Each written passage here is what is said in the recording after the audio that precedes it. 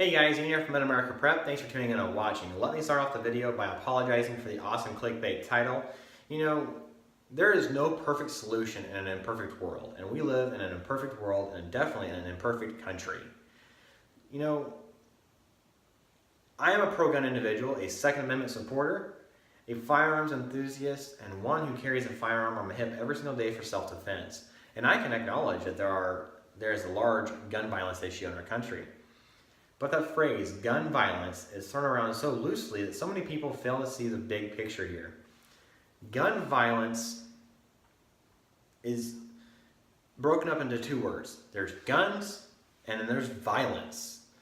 And when something like Florida or Sandy Hook or Las Vegas or any of the other mass shootings happen, people jump right to the guns. They don't care about the violence. Violence is second nature to man. If somebody takes and throws a punch at you, are you going to stand there and take it, or are you going to duck your head and fight back? You know, anytime that something happens, they want to regulate guns, they want to regulate the shoulder thing that goes up, or the chainsaw attachment, or magazine capacity, or muzzle brakes, or thumb hole stocks, or whatever it be. They always want to regulate, but they don't want to talk about violence. You know, violence has been on the rise for the last 30 years or so, and there's some complete correlation with it, with video games, with music that people listen to the movies that people watch, okay?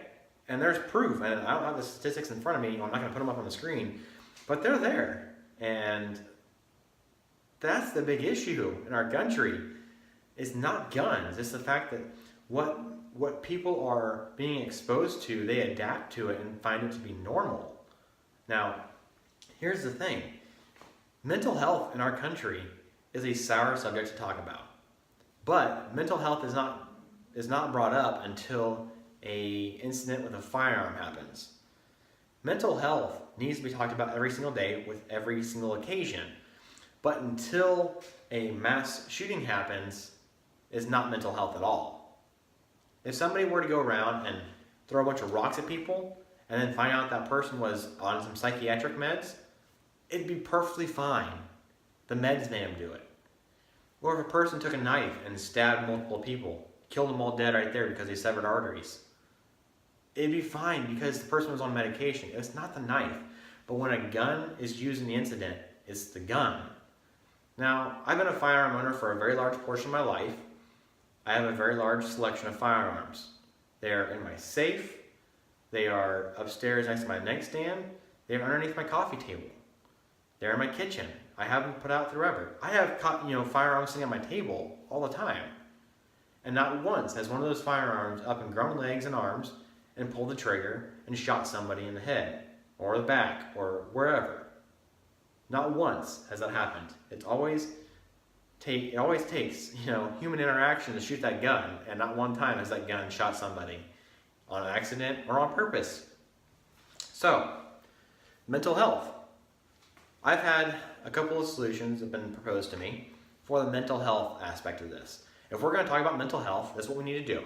We need to require mental health checks for every firearms owner, and that will prevent anything like Sandy Hook or the Florida shooting or Las Vegas or any other shootings from happening. Having a mental health check is the #1 spot for a new firearm owner. So let me put this up on the whiteboard as to what I've been proposed and how it's supposed to happen according to the anti-gun individuals. Alright guys, so this is a theory that has been proposed several times on social media, Twitter, Facebook, even some of my friends have proposed this idea, which is kind of crazy, but it's not going to work out. But we're going to see how it looks. So we can acknowledge we have a mental health issue in our country, and we can acknowledge that we have a gun issue in our country. So we're going to kind of collaborate, agree to disagree, but we're going to make some changes to what the processes are. And we're going to compare a couple of people here. We have in the left-hand corner here, we have Joe. Joe over here, and over here in the right-hand corner, Rob. No offense to Joes and Robs. Okay, so in the left-hand corner, Joe is a new gun owner, or wants to be a new gun owner. Joe has never seen a gun. He's never felt a gun, never held a gun. He's never heard a gun fired. But Joe wants to be a gun owner because he wants a firearm for self-defense. He's in his 20s.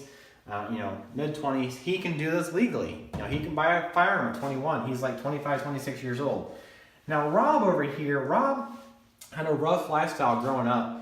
As a child, his parents were, drug users. He started off with, say parajuana, and then quickly went into methamphetamine use, decided to make his own methamphetamine, and he blew his house up. He ran. He was in Mexico running back and forth, being a drug mule, got caught by the Border Patrol, got put in prison for being a drug mule with a couple of tons of methamphetamine. And then he was put in prison, got out of prison. He's a felon. He is now free to reign, but he does have a felony conviction. So, being a felon here in America, most felons do not have gun rights. Now, not all of them are that way. Some of them still have their felonies, but they've got their gun rights back. So Rob, he can own a muzzle loader because it's not a firearm. He can crossbow, he can bow and arrow hunt, or whatever he wants to do, but he can't own firearms. So actually we're going to take this here. We're not going to need this much room for Rob because Rob doesn't have much of a lifestyle. But Joe, he's a new gun owner. And some of the implementations that people are proposing are that Joe's a pretty happy guy. Although he's in his 20s, he's never been around firearms, he has to go and get a mental health evaluation, so he has to go to the doctor. Now this doctor has been told what to evaluate by the government, and he gets an evaluation by said doctor. Now the doctor passes him with flying colors, so he says, you're good to go. You're past the evaluation. So the first step now, what Joe has to do is get a background check. Now here in America we have a background check system. It's called NICS, National Instant Background Criminal Check, whatever it is, system. Joe, of course, passes this background check and evaluation with flying colors because he's not a felon. He's good to go. Well, the next step here is kind of similar to most concealed carry laws, except for, constitutional states. The unconstitutional fingerprints. So he has to get some fingerprints done because he is now wanting to be a gun owner. Okay, so he gets the fingerprints, and then he comes down here. Fingerprints are, of course, good to go. He wants to go to the gun shop.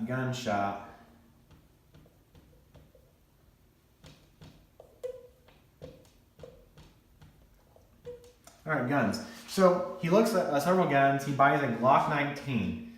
He pays for it. And when I talk about he's paying for it, he's paying now for a $500 gun. What used to be a $500 gun, the new proposal is to, if you increase the firearm cost, you regulate it has to be this much. It's going to deter people from wanting to buy them. So he's not paying $1,000 for a basic Glock, let's say 19. Kind of crazy, but that's what he's paying because he wants a firearm. So now he leaves the gun store, but not with the gun in hand because, that's not safe enough. He has to wait 3 days minimum. Because he bought that gun, he might want to go have some ill intent at the day he bought that gun. Even though he's passed an evaluation, a background check, got his fingerprints, he may have ill intent for that day, so he has to wait 3 days. And then Joe can come back here and he's all hip and hooray, he's got a gun, he can go home. So he walks home, and this is Joe's mansion here. Never mind my artistic ability. I can draw really well, just not stick figures. So this is Joe's house. This is Joe's bed. Joe sleeps here. This is Joe's nightstand and Joe's safe. Now Joe's safe, it holds his firearm up here, okay? He bought a nice big safe because he wanted to make sure that his firearm was safely put away. Safely. Okay, never mind the fact that he's in his own home. So Joe is not here one day. Joe is out here in Timbuktu. He's working, doing whatever he wants to do. Now Rob does work, but he figures maybe he wants a couple $100 in quick cash. So Rob, he kind of gets his name from Robert. Rob likes to steal stuff. Robbie here decided instead of just having somebody go buy a gun from somebody who's already stolen it, he's going to go down here and he's going to go break into Joe's house. And he breaks into Joe's house, goes up the stairs, he breaks in and steals this gun. So this gun is no longer in a safe. It is now here in Rob's possession. Yay! he has a stolen gun. So Rob here goes to the local convenience store. He wants that $300 quick cash, right? So he goes over here to the convenience store. He shoots the clerk outside the store after he robs him of cash. He's even happier. He has quick money. Yay. So he has some money and a gun that is not his. And this guy actually happened to hit the panic alarm because, you know, the panic alarm makes the cops get there quicker. Well, this guy's running and the cops find him. He gets arrested. Yay. Rob is now no longer here. He's no longer here. He's in a cop car. He's going back to jail for robbing and murdering somebody. So now that has happened, Joe is still here at work.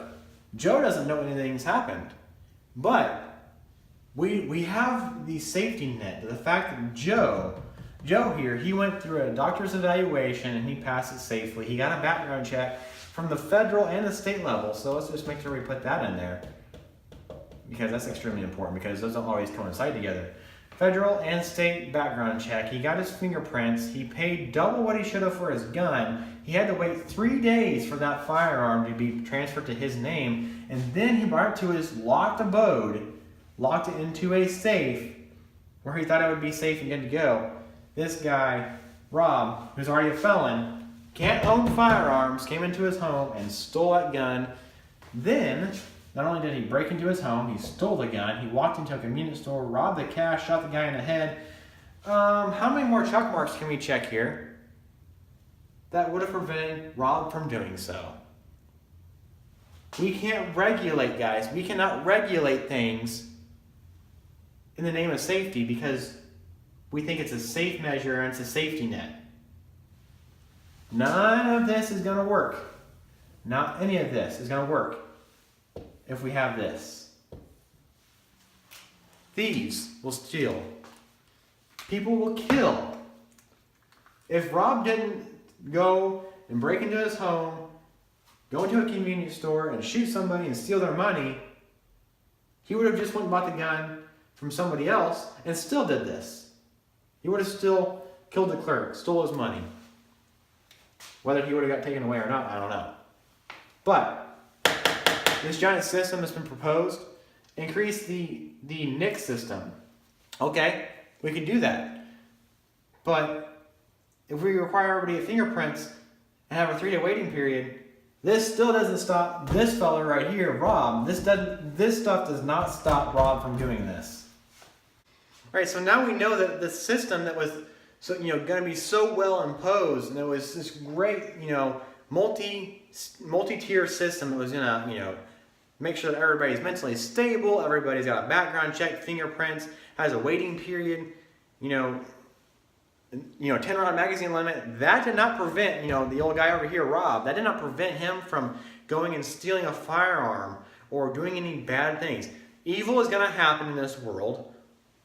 Taking away the ability for those who are, like Joe over here, to defend themselves, or making it harder for him to do it, that didn't end this from happening. Okay?